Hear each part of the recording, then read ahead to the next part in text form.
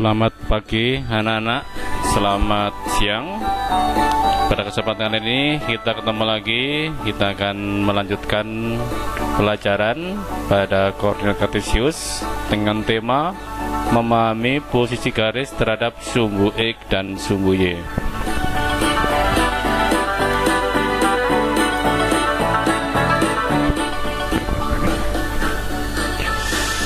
Mari kita amati garis-garis pada bidang koordinat berikut. Ada garis warna biru L1 arah mendatar, L2, L3, dan L4. Garis-garis ini kalau kita tarik dua titik ke sumbu X, nah, misalnya ini ternyata kedua garis jaraknya ini sama. Demikian juga L2 diambil dua titik, yang di sini sama di sini, ini juga sama. L3 dan L4 ya. Garis-garis yang demikian itu garis-garis yang dikatakan sejajar dengan sumbu X. Ini sumbu X nya. Jadi keempat garis ini sejajar dengan sumbu X. Sekarang amati garis yang warna hijau M1, M2. Kita cari jarak terhadap sumbu Y.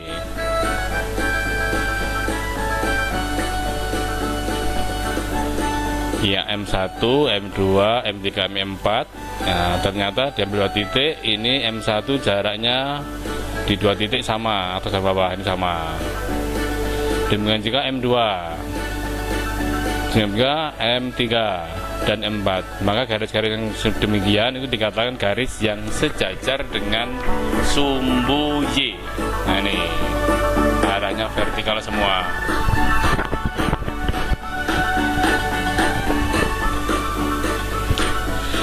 Dua garis dikatakan sejajar jika kedua garis itu memiliki jarak yang selalu sama dimanapun atau tetap. Kita amati bidang koordinat berikut ini. Ada garis yang warna biru, garis ini memotong di sumbu X dan sumbu Y, garis M, dan garis yang warna merah yaitu garis N. Nah, sekarang kita ambil dua titik dari kedua garis ini, yang di bawah ini, ternyata ini jaraknya sama. Maka seperti sebelumnya, maka dikatakan dua garis ini adalah dua garis yang sejajar. Nah, simbolnya adalah seperti ini, garis M sejajar dengan garis N ya. Itu adalah kedudukan kedua garis. Jadi yang pertama garis sejajar. Nah, bagaimana anak-anak? Coba pahami sebentar tentang garis sejajar.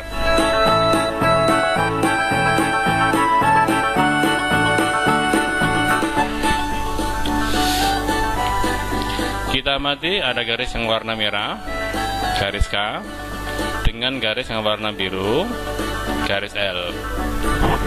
Kalau kita ambil dua titik di garis K dan L ini, kalau kita ambil jaraknya berbeda, kecil, besar, besar, maka garis ini pasti kita simbolkan tidak sejajar. Terus bagaimana? Nah, garis pada bidang koordinat ini dikatakan kedua garis yang berpotongan. Cirinya apa? Pasti mempunyai titik potong. Ini titik potongnya. Jadi ini kedudukan kedua garis yang berpotongan.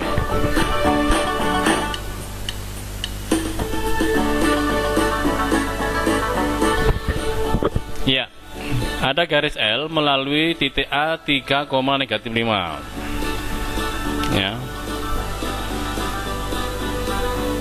Pertanyaannya, gambarlah garis L yang melalui 3,5 tidak sejajar dengan sumbu X dan tidak sejajar dengan sumbu Y. Jadi tidak sejajar ini. Selain ini contohnya salah satu.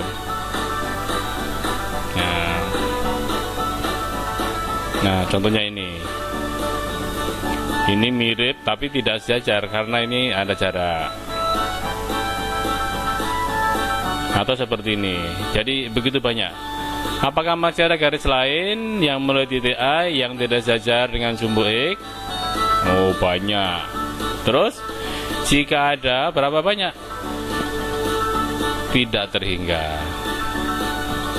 Contoh, gambarlah garis M dan N yang sejajar tapi tidak tegak lurus dengan sumbu X dan Y. Ini contohnya. Ini tidak tegak lurus. Tegak lurus itu berarti apa?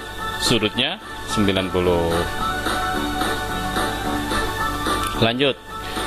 Diketahui titik A 3,2, B 3,6 dan C 35, negatif 5,2. Buatlah garis yang melalui AB. Bagaimana kedudukannya? AC bagaimana kedudukannya? BC bagaimana kedudukannya dengan sumbu X dan sumbu Y? Nah, mari kita ekspor sama-sama.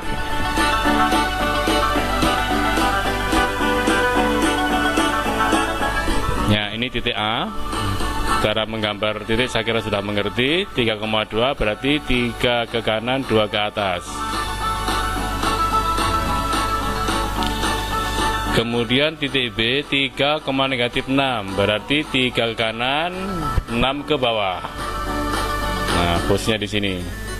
Kemudian titik C negatif 5,2. Negatif 5 ke kiri 5, ke atas 2. Nah, sekarang kita lihat pertama garis AB. Ternyata garis ini kalau ditarik selalu jaraknya sama dengan sumbu Y, maka dikatakan ini sejajar dengan sumbu Y AB. Tapi kalau dengan sumbu X ini membentuk sudut siku-siku tegak lurus ya. Garis AB sejajar dengan sumbu Y dan tegak lurus dengan sumbu X. Terus yang B, yang kedua. Nah, garisnya seperti ini. Ternyata garis ini kalau ditarik 2 titik selalu jaraknya 2. Maka dikatakan sejajar dengan sumbu X dan tegak lurus dengan sumbu Y. Nah, ini simbol tegak lurus. Nah, sekarang garis yang ketiga BC. Ini garisnya. Apa sejajar dengan sumbu X? Kan enggak. Y? Enggak. Apakah tegak lurus? Juga enggak. Jadi garis BC tidak sejajar dengan sumbu X dan juga tidak tegak lurus dengan sumbu XY.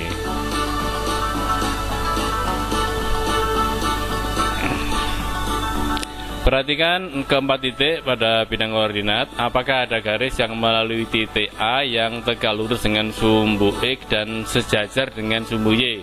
Tegak lurus dengan sumbu X, sejajar dengan sumbu Y. Ini kan sumbunya ini vertikal. Nah, ini garisnya. Ini. Apakah ada garis yang melalui titik B yang tidak sejajar dengan sumbu X tapi sejajar dengan sumbu Y? Tidak sejajar. Nah, contohnya ini.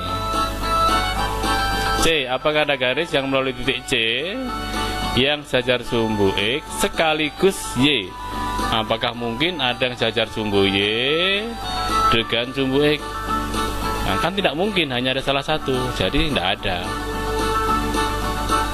Apakah ada garis yang melalui titik D yang sejajar dengan sumbu X dan tegak lurus dengan sumbu Y? Sejajar sumbu X tapi tegak lurus. Nah, garisnya ini. Nah, bagaimana anak-anak? Itu posisinya, kedudukannya. Bagaimana kalau keempat titik itu kita hubungkan? Terbentuk apa? Kalau kita hitung satuannya semuanya sama, 6 satuan, maka namanya adalah persegi.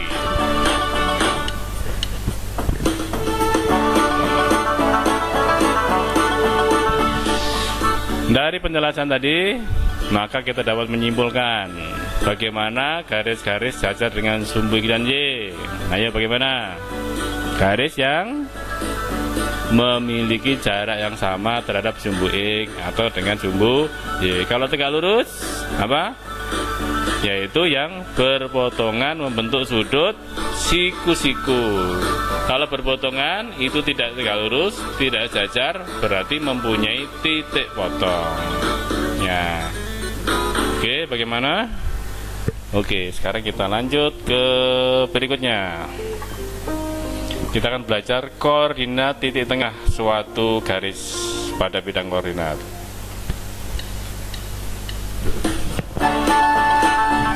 Ada titik A 2,2, titik B 8,6, 6 ini. Sekarang kita garis, ada garis AB. Garis AB ini mau kita cari titik tengahnya. Nah, titik tengahnya. Nah, coba amati. Itu koordinatnya, jaraknya. Di sini 2, di sini 8. Kita bisa mencari nanti tengah-tengahnya. Yang ke sumbu Y 6 dengan 2. Pada posisi mendatar sumbu X, maka angka 2 dan 8 kita jumlahkan, kita bagi 2, maka dapatlah 5. Nah, ini 5. Berarti tengah-tengahnya antara yang mendatar ini adalah 5. Kemudian yang arah vertikal, di sini 2, di sini 6, bagi 2 4. Maka antara 2 dan 6, nah di sini dapatlah 4. Terus kita cari koordinatnya, maka didapatlah titik yang di sini. Kita ambil namanya titik T, maka koordinatnya adalah 5,4. Maka dapat disimpulkan titik tengah garis AB adalah titik T 5,4. Ya, coba amati sebentar cara mencarinya.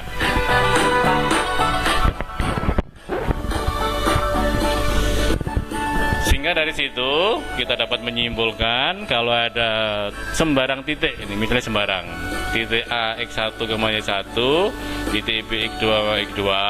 Nah, bagaimana cara mencari titik tengahnya? Misalnya titik P XP, YP.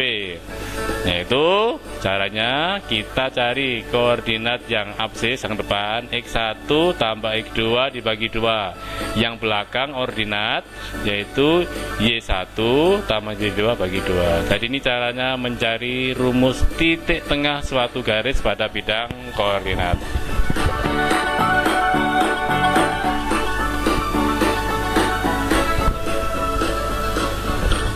Contoh.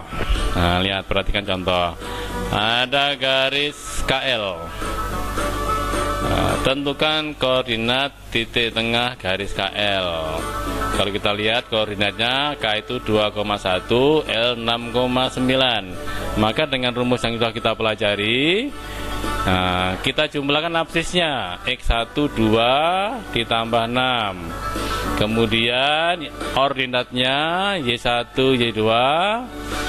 Kemudian masing-masing dibagi 2, maka didapatlah P 8/2, 10/2. Jadi titik tengah K adalah 4,5. Jadi di sini. Nah, oke, mengerti kira-kira? Nah, itu titiknya. Ya, jadi 4,5. Nah, coba perhatikan cara-cara proses untuk menentukan tengahnya.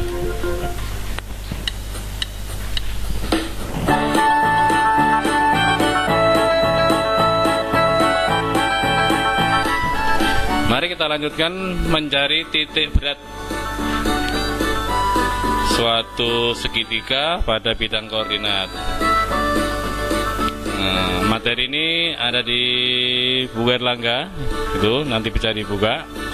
Misalnya ada 3 titik, kita hubungkan menjadi sebuah segitiga, titik A, titik B, titik C. Nah, cara mencari titik berat, kita minta tolong mencari titik tengah garis. Di sini sisi, misalnya AB, dicari titik tengahnya. Rumusnya pakai yang baru kita pelajari. Nah, itu tengahnya di sini. Kemudian BC sama, cari titik tengahnya. AC juga sama. Nah, kemudian dari situ kita garis dengan titik sudut di depannya. Kalau di sini depannya sana, kalau sini di sana. Nah, ini ke sini. Maka ketiga garis itu ketemu di satu titik. Itulah yang namanya titik berat. Nah, dan garis-garis ini namanya garis berat. Garis berat itu garis yang membagi sisi menjadi 2 bagian sama. Ya, ini Anda bisa praktek membuat segitiga sembarang. Kamu garis, kamu kasih benang. Nanti kalau diangkat pasti posisinya bisa tegak mendatar. Ya, kalau benar. Maka carikan titik berat. Maka cara mencari koordinat absisnya itu ketiganya dijumlahkan, kemudian dibagi 3. Nah, caranya seperti ini. Maka titik berat suatu segitiga itu nanti rumusnya adalah absisnya x1, x2, x3 per 3, tapi x12 ini dari koordinat titik-titik tengah. Ordinatnya y1, y3 per 3 dari ordinat titik tengah dari sisinya. Jadi ini rumusnya, ya. Anda bisa melihat lagi di buku Erlangga, ini ada di bagian belakang di koordinat. Nah, ini contoh. Nah, contohnya coba perhatikan ABC 4 min 4,2 4 min 2 6,6 titiknya, kemudian dicari tengahnya, ditarik garis. Nah, titik tengahnya ada 0,0 1,4 5,2. Dari mana? Pakai rumus yang tadi. Kemudian cari titik beratnya, kita jumlahkan ketiga absisnya bagi 3 dan ketiga ordinatnya. Maka dapat 2,2. Oke, saya kira itu materi kita yang terakhir. Nanti ada materi pengaya. Materi pengaya itu nanti masalah hubungan koordinat kartesius dengan koordinat polar atau kutub, ya, yang kita buat yang sederhana. Baik, nanti kalau belum jelas bisa diputar ulang videonya, dan kalau sudah kita akan mencoba untuk pendalaman dari buku Erlangga halaman 62 sampai 63, bisa dibuka di Classroom. Oke, sampai jumpa, sampai ketemu di Classroom dan pertemuan berikutnya.